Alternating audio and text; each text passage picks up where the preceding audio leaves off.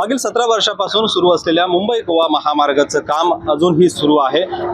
केंद्रीय दळणवळण मंत्री नितीन गडकरी यांनी हा महामार्ग येत्या 31 मे पर्यंत पूर्ण होईल असं ग्वाही या ठिकाणी कोकणकरांना दिली होती। मात्र या महामार्गाचं काम आहे ते अजूनही सुरू आहे।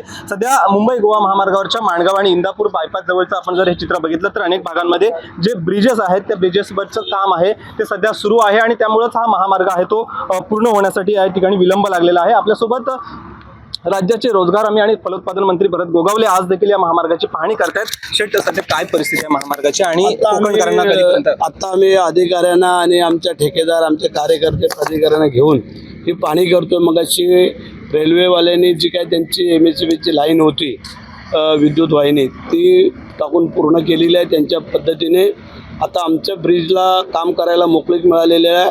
फक्त त्यांना जो काय मुरुमचा भराव पाहिजे होता तो मिळत नव्हता, तोही उपलब्ध करून देण्याचं काम आम्ही आमच्या अनिल नवगणे करणार आहेत। आणि जेणेकरून जे जे काही मदती लागतील त्या आम्ही अधिकारी या ठेकेदारांना करून आम्हाला असं वाटतंय जर हे ब्रिजचे गर्डर टाकून झाले तर एक लाईन आम्ही गणपतीपूर्वी पण चालू करू शकतो।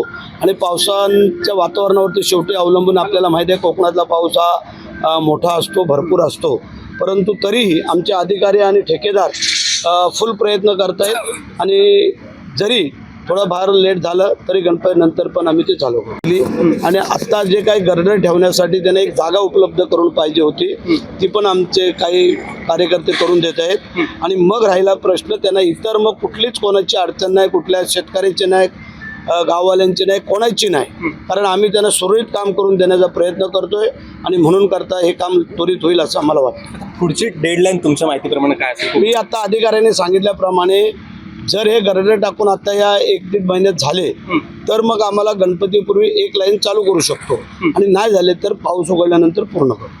नक्कीच, तर आपण बघितलं तर हा महामार्ग आहे तो सध्या प्रगतीपथावर आहे। अनेक अडथळे येतात, बुरुम जो माती लागते ज्या पद्धतीनं या मुंबई गोवा महामार्ग ज्या कामासाठी जी माती वापरली जाते त्या माती देखील या ठिकाणी पुरवठा करणं अडथळा येत आहे आणि अशा अनेक अडथळे आहेत ते देखील मार्गी लागतील आणि हा महामार्ग कोकणकरांसाठी लवकरच खुला होईल असं आश्वासन आहे ते मंत्री भरत गोगावले यांनी दिलेलं आहे। गणेश मापराळकर, ABP माझा, रायगड।